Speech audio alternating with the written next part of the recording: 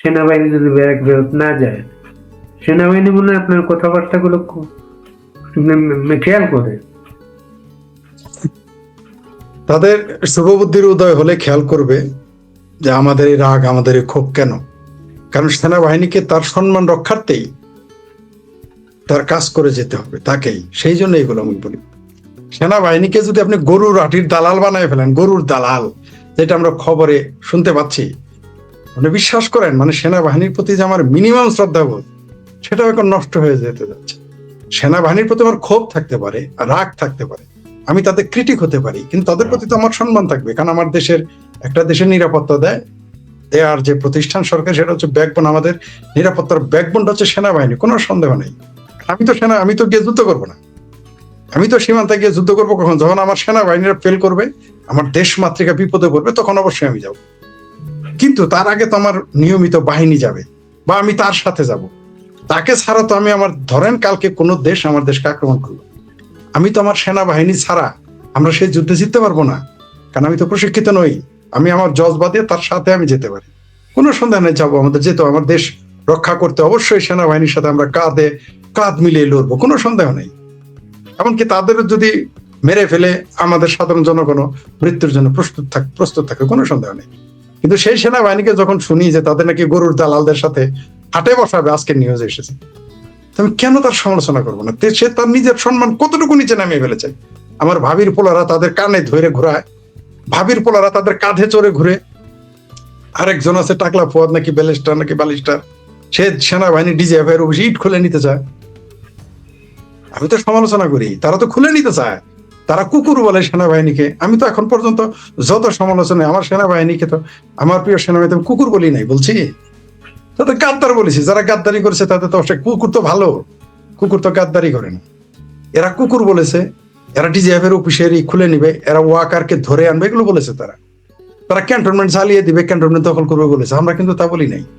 আমরা বলেছি সেনাবাহিনী ব্যারাকে ছিল, ব্যারাকে ফিরে যাবে।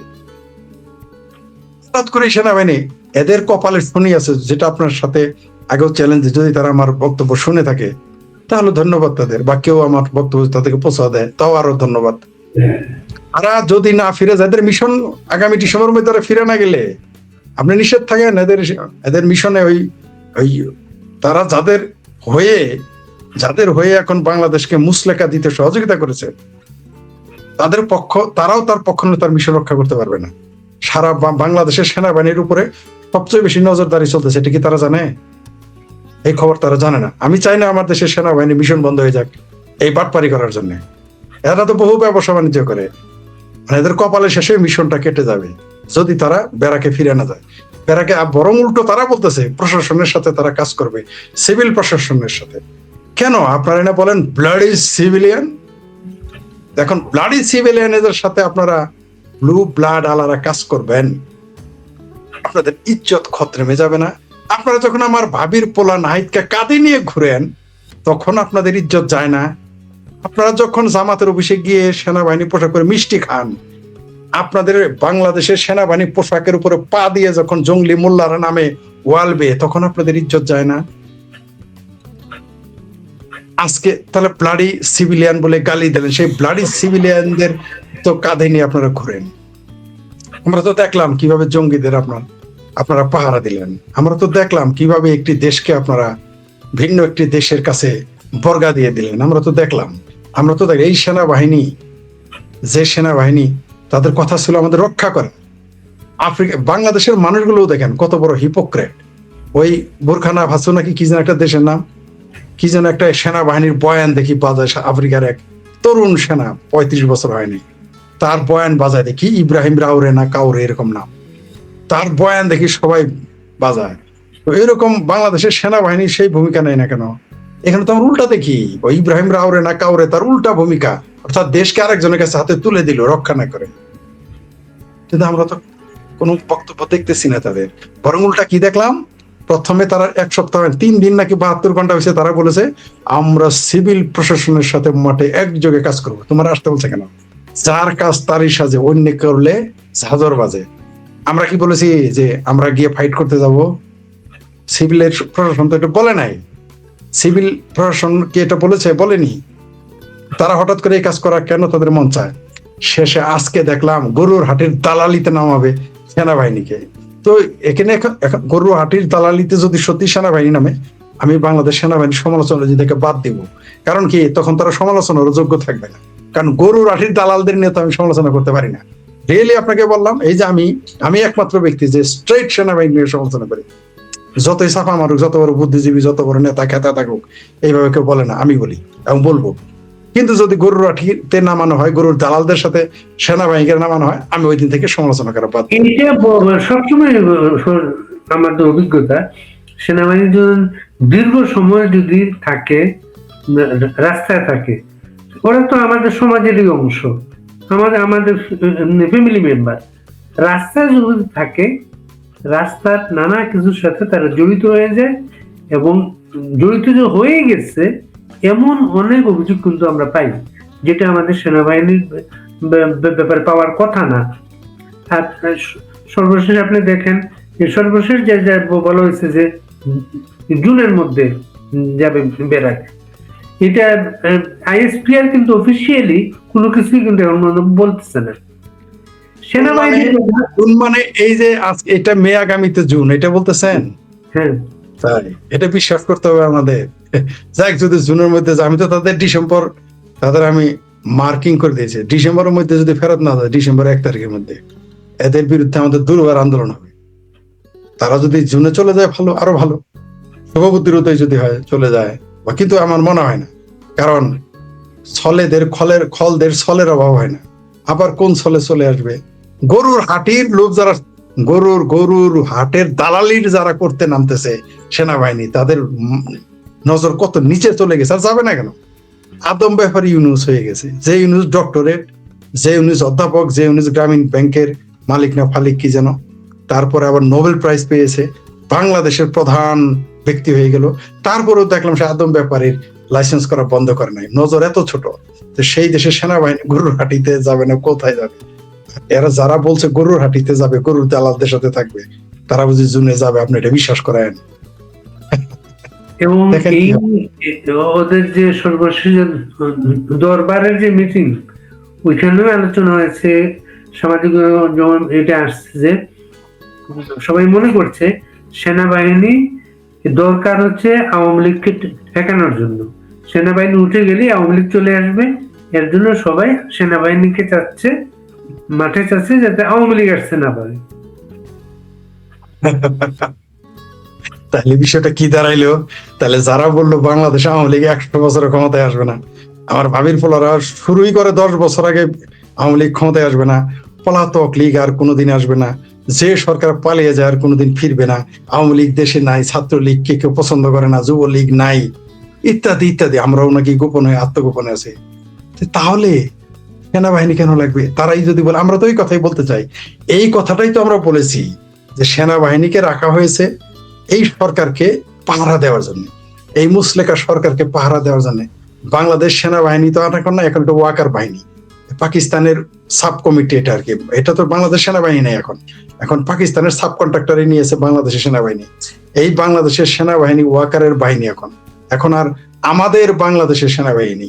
এই ওয়াকারের বাহিনী, তারা এই মুসলেকা সরকারকে পাহারা দিচ্ছে, মুসলেকা সরকারের বিরোধী দলকে পাহারা দিচ্ছে, মুসলেকা সরকারের সরকারি বিরোধী দলকে পাহারা দিচ্ছে, আমার ভাবির পোলাদের পাহারা দিচ্ছে, জুলাই জঙ্গিদের পাহারা দিচ্ছে, হেফাজতের জামাতি জঙ্গিদের পাহারা দিচ্ছে তারা।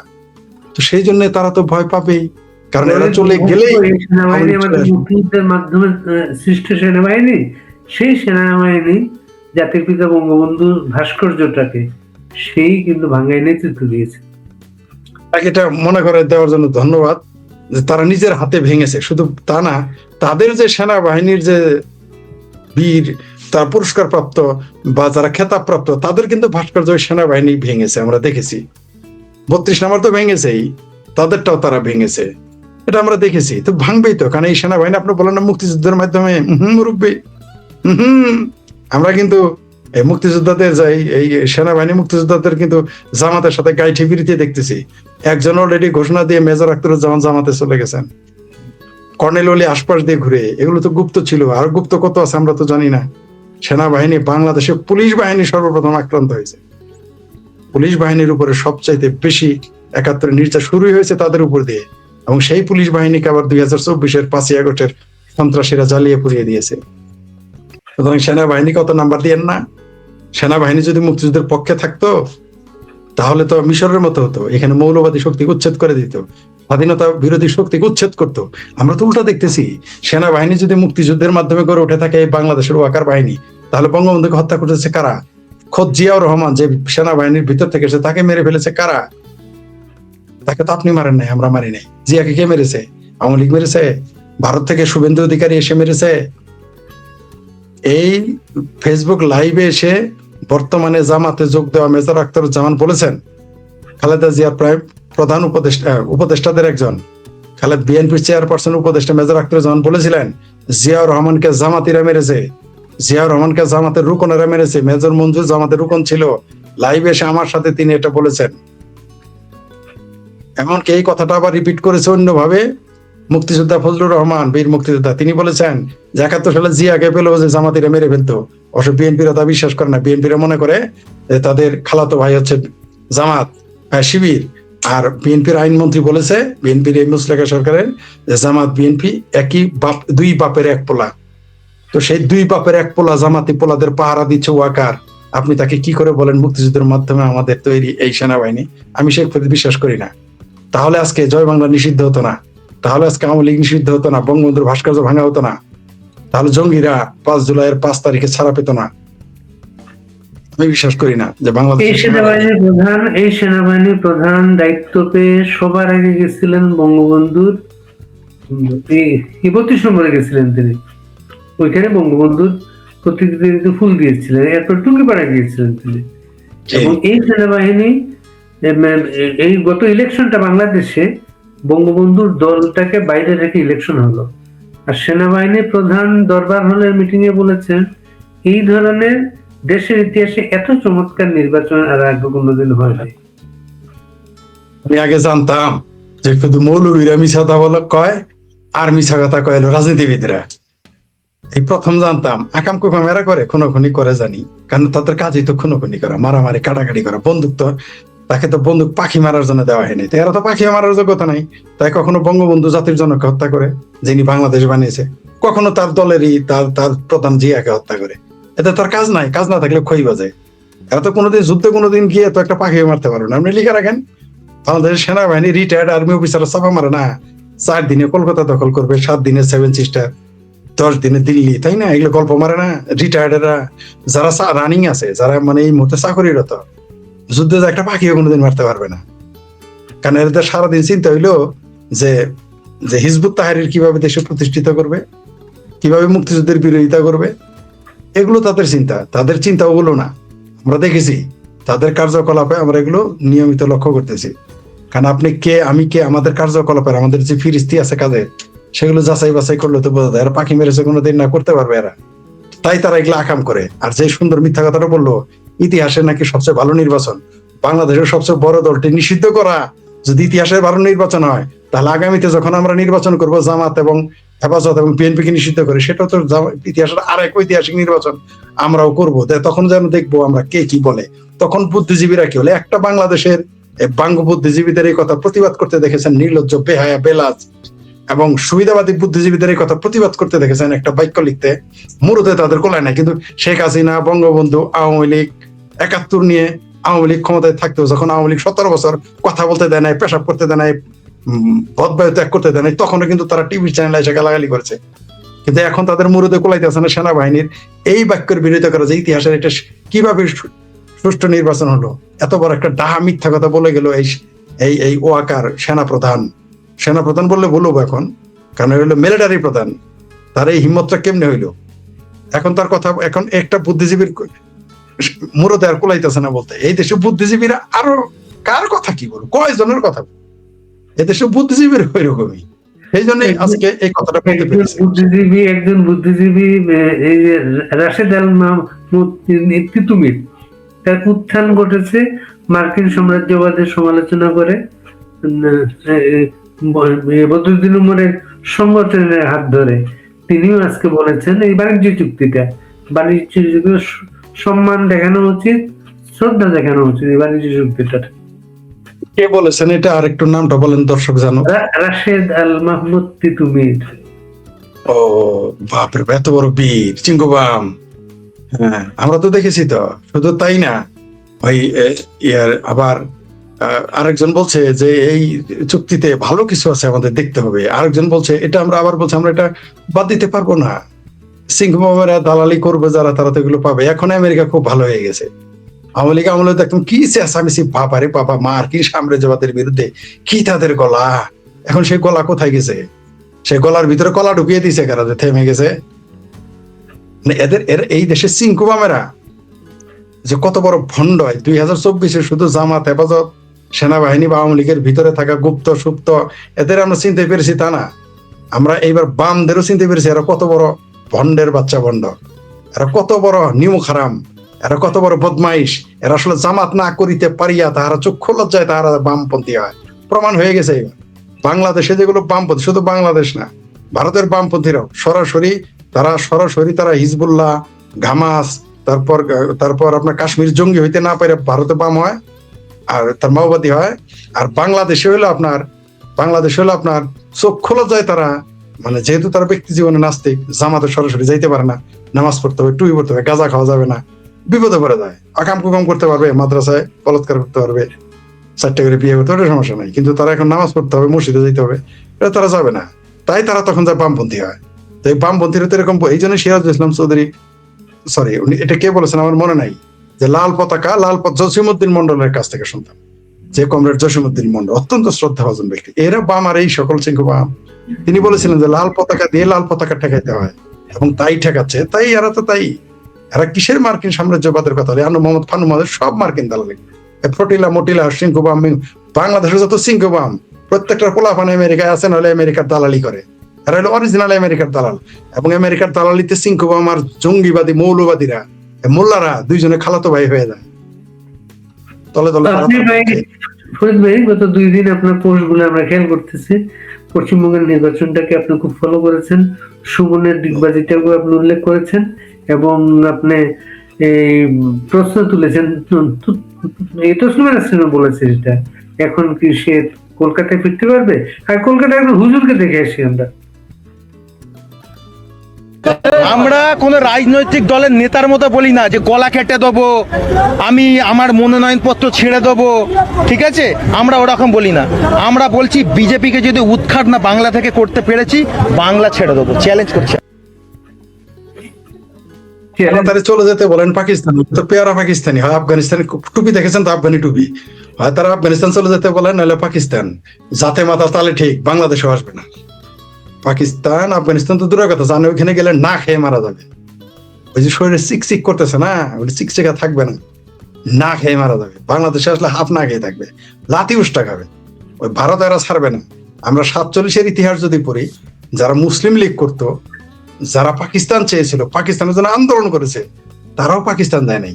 তো এই বদমাইশ গুলো যাবে। এই যে সুমনের ব্যাপারটা আপনি দেখলেন, কিভাবে ডিগবাজিটা, কোনো পরিবর্তন আসবে মনে করেন পশ্চিমবঙ্গে? পরিবর্তন আসবে। পরিবর্তন আসছে কেমন বুঝেন না? যে লোকটা বলেছিল যে একদিন মমতার নামে মন্দির হবে, মমতাকে পুজো করবে, মমতাকে আল্লাহ খুদা বানায় ফেলছিল এই সুমন, ডিগবাজি সুমন। সেই ডিগবাজি সুমন এখন বলতেছে না যে আমি তো তৃণমূল ইলেকশন করতে চাই না, আমাকে জোর করে হাত পা ধরে তারা তৃণমূলে নিয়ে গিয়েছিল। পরিবর্তন 24 ঘন্টা না যেতে কি পরিবর্তন আসছে না? মানে অবশ্যই আসবে। মমতার সবচেয়ে খাস ভক্ত, সবচেয়ে ভালো কুকুর, উত্তম কুকুর, সর্বশ্রেষ্ঠ কুকুর এখনই উল্টে গেছে এই সুমন ভট্ট নাকি কি, যাই হোক, সুমন আচারিয়া নাকি ফাসারিয়া, এগুলো জানি না। এই বদমাইশ যে সকালে হিন্দু, বিকেলে নাস্তিক, সন্ধ্যায় আবার হিন্দু, পরের দিনে আবার আরেকটা, তারপরে আবার আরেকটা। সে না বলেছিল বাংলাদেশে আসতে বলেন তাকে, বাংলাদেশে থাকে কেন কলকাতায়? বাংলাদেশে আসতে বলেন, ওয়েলকাম, আসেন বাংলাদেশে। আইসে দেখি ইন্দিরা রোডে গিয়ে একটু শুয়োর আর গরুর মাংস মিশ্রণ করে খাইতে বলেন, দেখি কয়টা উস্তা দিয়ে আবার পাঠায় দেয়। এত না, এরা কত বড় দালাল দেখেন। 5 তারিখে নির্বাচন, 6 তারিখ হয় বলে ফেলছে যে মমতারে চিনে না। কত বড় দালাল! এর নাকি আবার কিংবদন্তি শিল্পী। এই সমস্ত মানুষগুলো তো বেহায়া হয় কেমনে, বুঝে উঠতে পারি না। একটা মানুষ কিভাবে এই ধরনের কথা বলে? মানে এরা আসলে কারা? এদের আসলে কোনো আদর্শ নাই। যদি থাকতো এরকম করতো না। কিভাবে সে এখনই বলে মমতাকে তৃণমূল তাকে জোর করে নমিনেশন দিত? আচ্ছা, সেই বলছে, আবারও বলি, তসলিমা আপা পোস্ট দিয়েছেন 300, মানে তাকে নিয়ে মন্দির হবে, তারা নিয়ে পূজা করবে, এত। তাই মমতা সহ এটা শিক্ষা। এটা যারা যে চামচা পালেন, গোলাম পালেন, যারা বেশি বেশি লম্বা লম্বা চামচামি করে কথা বলে, তাদের চিহ্নিত করা উচিত যে এই যে চামচারা কিন্তু এরকম হয়, 24 ঘন্টা না যেতে চিনবে না। আর অবশ্যই পশ্চিমবঙ্গে পরিবর্তন আসবে নিঃসন্দেহে। আপনি দেখতে পারবেন পশ্চিমবঙ্গের অর্থনৈতিক পরিবর্তন ঘটবে, শিক্ষা, স্বাস্থ্য, ওই দেশের শিল্পে ব্যাপক পরিবর্তন। কি আসতে পারবে পশ্চিমবঙ্গে? 50-50। আমি এটাকে সম্ভাবনা, আমি অনেকের পোস্ট দেখেছি, অনেকে লিখেছেন, আমি এই সম্ভাবনাটাকে 50-50 দেখতেছি। তো সম্ভাবনা এখন বেড়ে গেছে। বলবো না যে তিনি আসতে পারবেন না, আবার বলবো না যে আসবেন, কারণ হচ্ছে যে সবে মাত্র বিজেপি ক্ষমতায় আসলো, তো তাদের হাতে এমন কোন ট্রাম্প কার্ড তুলে দিবে না যেটা নিয়ে তারা আন্দোলন করার সুযোগ পায়। বিজেপি এইখানে একটু সতর্ক অবস্থা অবলম্বন করে। তবে আমি নিশ্চিত তসলিমা নাসরিন পশ্চিমবঙ্গে ফিরবেন, মানে এই মুহূর্তে না, এই মুহূর্তে বলছি 50-50, তবে তিনি পশ্চিমবঙ্গে ফিরবেন, যেহেতু সেখানে বিজেপি সরকার এসেছে। আমার ধারণা, তার মানে এই না যে তসলিমা নাসরিন বিজেপি করে। তসলিমা নাসরিনের, বরং আমি বিজেপির অনেক নেতাকে জানি তারা তসলিমা নাসরিনকে খুব একটা পছন্দ করেন না। আমি জানি, আমি দায়িত্ব নিয়ে কথা বললাম। কিন্তু রাজনৈতিক কারণ আছে, রাজনৈতিক কারণে সে তার আসার সম্ভাবনা যেমন আছে, ঠিক রাজনৈতিক কারণে আবার না আসারও সম্ভাবনা রয়েছে। তবে আমি মনে করি বাংলাদেশের যারা মুক্ত চিন্তক এবং তসলিমাদির মতো যারা প্রমিনেন্ট, তাদের জন্য একটু সুসময় আসবে পশ্চিমবঙ্গের জন্য। তবে যেহেতু চলে আসছে, এখন মুখ্যমন্ত্রী কে হবে জানি না, তবে পশ্চিমবঙ্গে তিনি বছরে 1বার 2বার 3বার অন্তত বই মেলাতে তসলিমা নাসরিন আমন্ত্রিত হবেন কমপক্ষে, এটা আমি নিশ্চিত। এটা আপনাকে আমি নিশ্চিত, এটা আমার কাছে, মানে আমি নিশ্চিত আর কি, আমার কাছে মনে হচ্ছে। অন্তত আর যাই হোক, প্রতিবার এখন থেকে বই মেলাতে তসলিমাদিকে আমন্ত্রণ জানানো হবে অতিথি হিসেবে, কোনো সন্দেহ নেই। যদি আন্দোলন হবে, দেখবেন যে বিহারির বাচ্চারা খেপে যাবে, পশ্চিমবঙ্গের বিহারিরা চিৎকার করবে। আর এই এই এই এই বামপন্থীরা তসলিমা নাসরিনকে তাড়িয়েছিল এই মোল্লাদের ভোটের আশায়, এই যে ভাইজানদের ভোটের আশায়, অথচ তসলিমাকে তাড়িয়ে তারা মনে করেছিল ভোট পাবে বামপন্থীরা। বামপন্থীরা নীল, এবার বোধহয় একটা নাকি 2টা সিট পাইছে, গতবার নীল ছিল। আর আর আপনার উচ্চ কক্ষে তো নাই, অর্থাৎ আর সংসদে তো তাদের আসন নাই, রাজ্যসভায় তাদের আছে। তো বামপন্থীরাও নীল, তৃণমূল যে কারণে তোয়াজ করেছে ভাইজানদের, খালুজানদের, মামাজানদের, তারাও কিন্তু এখন ক্ষমতার বাইরে। তারা ভেবেছিল তসলিমা নাসরিনকে আসতে না দিলে তাদের ভোট বাড়বে, মুক্ত চিন্তকদের জায়গা না দিলে তাদের ভোট বাড়বে। কিন্তু কি বোঝা গেল, ভোট বাড়েনি। বিপুল ভাবে তারা ক্ষমতা হস্তান্তর, বিপুল ভোটের ব্যবধানে পরাজিত হয়ে বিজেপির কাছে ক্ষমতা দিতে হচ্ছে। এটাই না, মমতা তো বলেছেন উনি প্রত্যাগ করবেন না, কারণ তিনি হারেন নাই, তাকে হারানো হয়েছে, লুট করা হয়েছে ভোট। সে কি সোজা আঙ্গলে যখন ঘৃণা উঠবে জেলে যাবে, আর নইলে পাগলা ঘরে পাঠিয়ে দেবে।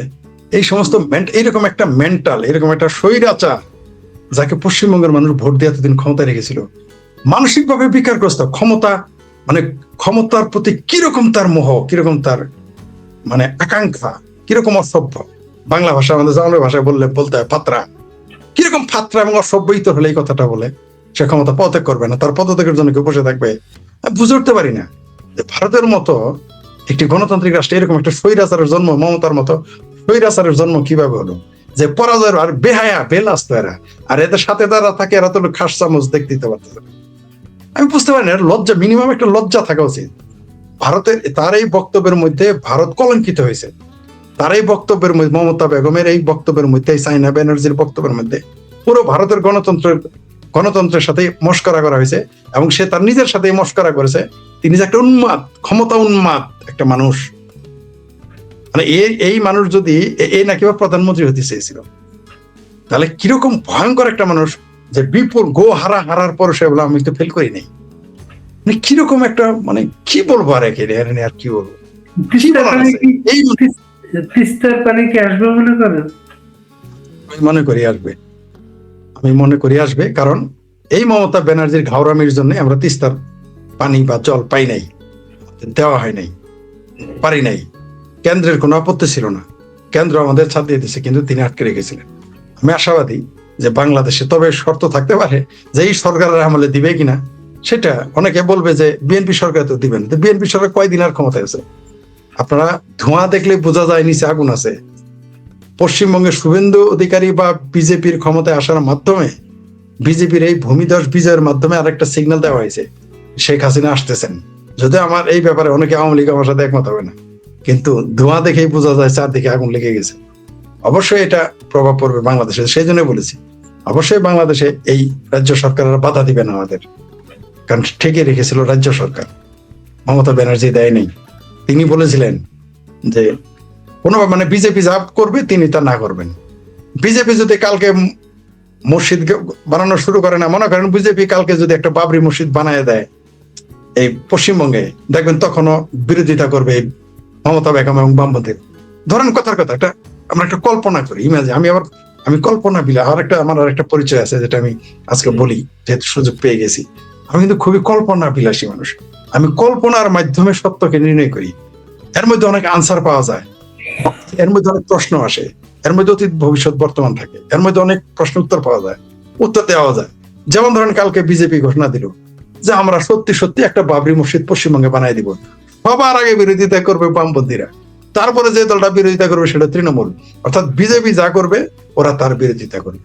কালকে যদি বিজেপি বলে আমরা পশ্চিমবঙ্গে কোনো মন্দির রাখবো না বা নতুন মন্দির করবো না, তখন দেখবে তৃণমূল আর বামপন্থীরা ঘোষণা দেবে আমরা মন্দির করবো। মানে যার বিরোধিতা করার স্বার্থে বিরোধিতা। যেমন এই যে দেখেন ফেল করে গেছে, তারপরে পাত্রা মহিলা বলতেছে আমি তো হারিনি, আমি পদত্যাগ, বেটা তোর পদত্যাগের ধার ধারে কে? এর খুব খুব জলদি এই মমতা ব্যানার্জিকে নাকি ব্যানার্জি জলদি পাগলা গাড়াতে নিতে হবে, নাহলে জেলে পাঠাইতে হবে। আপনার ভাবির পোলারা বলছে পশ্চিমবঙ্গতে অনেক খারাপ কথা বলা হচ্ছে। ভাবিবুল্লাহ এটা বলছে, মানে আলুনে বলে শুই সেদা কেন তুই। আমার ভাবির পোলারা সারা দিন ভারতের খোঁচাইতেছে। কপাল ভালো ভারতে আমার মতো শাসক ছিল না, কপাল ভালো আমি শেখ ফরিদের মতো যদি রাজ্যে পশ্চিমবঙ্গে, ধরেন আমি ভারতীয়, আমি পশ্চিমবঙ্গের মুখ্যমন্ত্রী, কপালে খুব খারাপই ছিল আমার ভাবির পোলাদের। আর যদি কেন্দ্রের কিছু হইতাম ভারতের, আমি যদি ভারতের, মনে করেন আমি এখন ভারতীয় নাগরিক ধরে নেন, আর আমি ভারতের ক্ষমতায় আছি, ক্ষমতা কেন্দ্রে, আমার ভাবির পোলাদের কপালে খুবই শনি রবি সব মঙ্গল একসাথে লাগাই দিতাম। এই ভারতের মতো নিরীহ শাসক, এরা শক্তিমান কিন্তু নিরীহ বলে এই কথাগুলো, মানে সারাদিন ভারতের চুলকাইতেছে, খুঁচাইতেছে। মনে করেন একটা বাঘের কানে খুঁচাইতেছেন আপনি, সারাদিন বাঘের কানে খোঁচান, চোখে খোঁচান, নাকে খোঁচান, মুখে খোঁচান, পশ্চাৎ দেশে গুতা মারেন, লেঙ্গুর ধরে টান মারেন, তারপরে কিছু বলতেছে না। মানে কি যে বাঘ না, আরে ভাই ঘোড়ারও লেঙ্গুর ধরে টান দিলে একটা উষ্টা মারে পিছনের দুই পা দিয়ে। ভারত যেদিন এটা শুরু করবে সেদিন আমার ভাবির পোলারে বোঝে। সারাদিন ভারতের খোঁচায় বলে যে ভারতের উদ্বিগ্ন তারা না, হাজনামি করার জায়গা হয় না। আজকে তো তারা বলেছে ভারত দখল করে নিবে, কালকেও বলেছে ভারত দখল।